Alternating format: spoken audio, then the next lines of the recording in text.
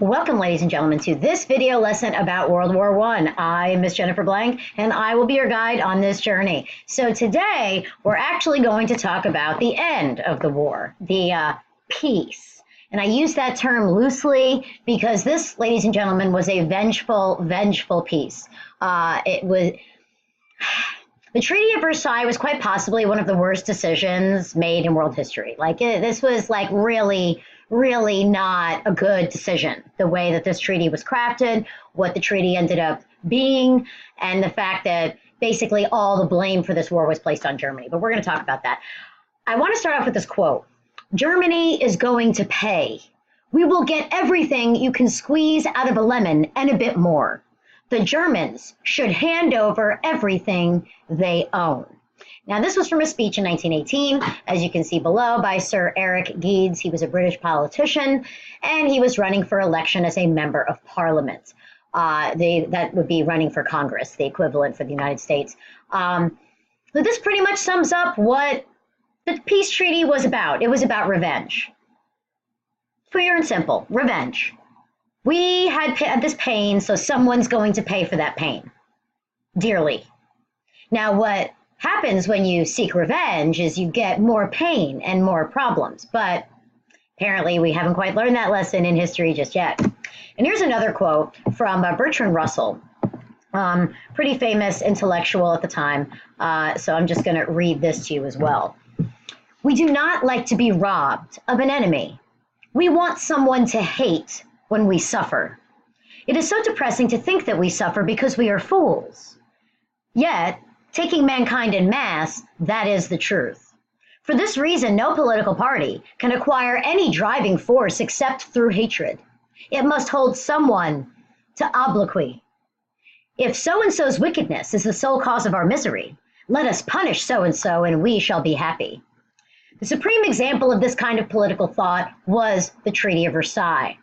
Yet most people are only seeking some new scapegoat to replace the Germans. And this is interesting. Bertrand Russell called it, and this turned out to be, unfortunately, very true because World War II followed very closely behind World War I, largely because of the peace that was drafted in World War I. I think this is an important historical lesson. We have not learned from it. I hope that one day we will. All right, so here we go. Now let's get to the actual nitty-gritty, the peace settlement, right? That's what they called it. I use this term loosely. So January 1919, delegations of the 27 victorious Allied nations, they gathered in Paris to write up the final settlement of the war. So, as they say, to the victors go the spoils, right? So the spoils of war. So the victorious Allied nations decided on who and what would pay, who would pay and what they would be paying. So the conference was actually dominated, though, even though there are 27 nations represented, we have a domination by three leaders, Great Britain, U.S., and France. As I've said in class, World War I made the U.S. a world power. World War II was going to make us the world power. But at this point, and you're seeing that starting to happen right at this point with this peace settlement, that the United States is becoming a world power as it's one of the three dominating countries. All right, so here are these guys. So we have, I can never pronounce the French guy's name, Clemenceau, I don't know, but that's that guy. He's over here on the left. That's the French guy. Lloyd George, he's in the middle. He's the British guy, and then Woodrow Wilson is president. He's the American guy. All right, so these are the three leaders that are pretty much calling the shots for the entire peace conference. So let me give you a sense of what they wanted. So Great Britain wanted compromise. Woodrow Wilson wanted a just peace, and he also wanted his 14 points, which we're going to talk about. The French guy, he wanted revenge. He's like, stick it to the Germans, stick it to the Germans, which is what ended up happening, unfortunately. Now, so here were some highlights of the 14 points that Wilson really wanted in there, and he was correct about these things. He said no secret alliances, none. Secret alliance is what got us into this mess, so we can't have that. You got to get rid of any alliance is going to be public, okay? Self-determination. You have to stop going in and telling other countries how to live. You have to let them determine their own destiny and stop forcing them to do what you want them to do because you want them to do it. Of course, the United States is going to listen to the advice of its own president, but that's a separate discussion. But self-determination was important. And the idea that nations should be joined together. Somehow there should be a place or a mechanism that the nations of the world, when we have problems, we can come together and talk it out, as opposed to just immediately declaring war.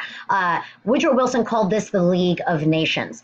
And it was a great idea that didn't end up happening, and we'll learn about why. So this was not really a very peaceful peace. Italy played a less important role than it thought it should have. It thought it was big and bad, and, you know, yes, we're important, but, you know, the three countries really didn't think they were all that important. So Italy was a bit pissed off that they didn't get the international nod that they thought they deserved. Germany was not invited, okay? They were just expected to sign that thing and just show up. Your job is to show up and have this pen and sign this treaty. That is your job. Do not speak. You know, you are meaningless. You don't matter. Just come here, sign this treaty, and go. The compromise at the end, Wilson ended up sacrificing most of his 14 points because the other nations wouldn't agree to it. He did get his League of Nations. They did agree to that. Unfortunately, his own country did not agree to that. So, but we'll get to that in a minute. So it was signed by the new government in Germany. At this point, there's a new government in Germany. It's called the Weimar Republic. The Weimar Republic was a constitutional republic modeled off of the United States. But because of the severe penalties imposed upon Germany, the government never got off the ground. So this laid the groundwork for Hitler to come later.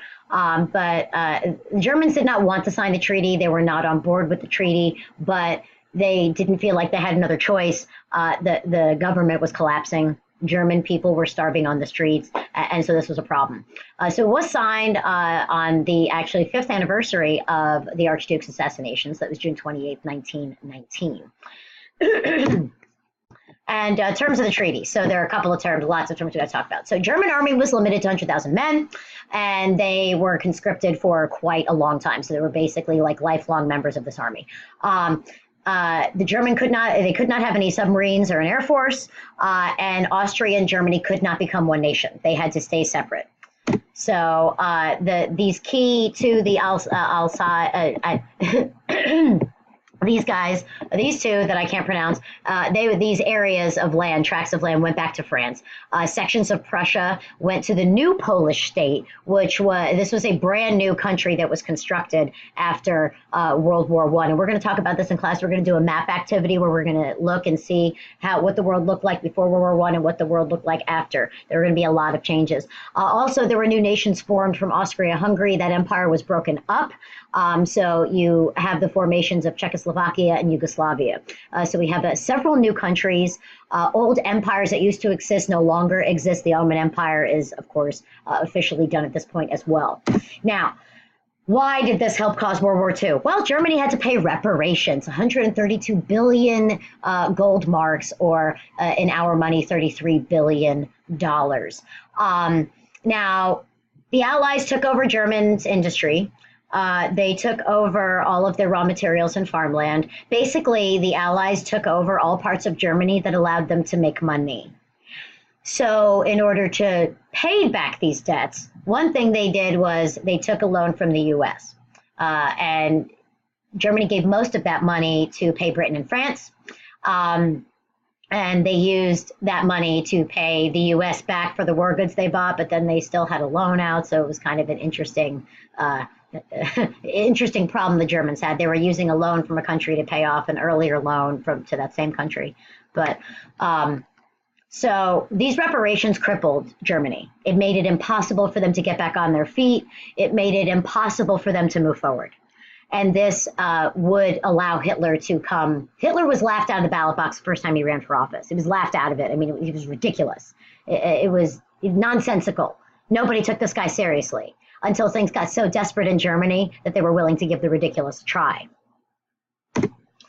So Rhineland was demilitarized. That was a major area of Germany that was highly lucrative and highly militarized. So it was demilitarized. Germany was shouldered the entire blame. There was a guilt clause, a war guilt clause in the treaty that Germany accepted full blame. We humiliated the German people. And every country but the United States approved the treaty. Now, the reason why the U.S. didn't is because it didn't join the League of Nations, which was proposed by our own president. They didn't like the fact that there was a larger international law that could potentially govern the U.S. So we said, heck no to that, and elected another isolationist named Warren G. Harding, which is going to push the U.S. further out of world affairs in that way. So the weakened League of Nations really wasn't useful, and it broke down very quickly because the U.S. didn't join. You have the development of communist Russia, and of course that was from the Russian Revolution, which is going to be the subject of the next video lesson. We have a very shaky Southeast Asia. You have the formation of a lot of new nations that were massively unstable and were never going to last. It made it that entire region ripe for Japanese imperialism and for the Japanese empire to start to rise. U.S. was very isolationist, so it wasn't really helping anyone. Britain outright refused to support France in any future anything. They said, you're on your own, we don't care. And at this point, France is by itself sharing a border with Germany, who very quickly, not that they knew this then, but very quickly after this, is going to start ramping up. Again, Hitler's going to take power. Hitler is going to make Germany a world power again. He's going to promise the German people a whole lot of stuff. He's going to deliver on most of it, which is why the people loved him for quite a while and why he was successful in getting elected in the first place. So Germany's humiliated. They resent everyone who was involved in the treaty, which is most of the planet. They could not effectively pay those reparations. They were too high, and any methods they had to pay them back were taken away from them and taken over by the Allies. They had a shaky economy, and in order to try to pay the war debt, what they did was they just printed money. They just kept printing money, and that results in this thing you see here called hyperinflation. Okay, so you want to understand hyperinflation, picture a cap of bleach, okay? And a cap of bleach that is pure and undiluted. If you were to drink this, this would be bad. This would be very, very bad for you. Now, if you take that same, it's concentrated, right? If you take that same cap of bleach, dump it in an Olympic-sized swimming pool, and let it swim around and accidentally swallow a gulpful of pool water, nothing's going to happen to you because it's diluted. So you may get nauseous thinking about, oh man, somebody peed in this pool, but ew, and you just swallowed that, like that's nasty. But had some visions in your head, right? And you're welcome. But bottom line, it's not going to do anything to you because it's been diluted. That's what happens with the money. When you keep printing money and it's not backed by anything, you wind up having your money worth less and less and less and less and less. And so Germany's economy collapsed through hyperinflation. So Germany is completely out of commission, like they're done. Like there's no way, given the terms of the treaty, for them to be okay. It's impossible for them to be okay. They are permanently crippled by this treaty. And I'd like to leave you with this political cartoon because I think it is appropriate. So here are the leading members of this treaty here, and they're the leading members of the League of Nations to promote world peace. You have the Eastern Hemisphere, Western Hemisphere, and here you have in these little satchels or little sacks, seeds of future wars, and all the European nations are running around spreading the seeds of future wars, and that pretty much sums up the treaty. So that is the end of our video lesson talking about the peace, the Treaty of Versailles. I hope you learned what you needed to, and I will see you in the next video.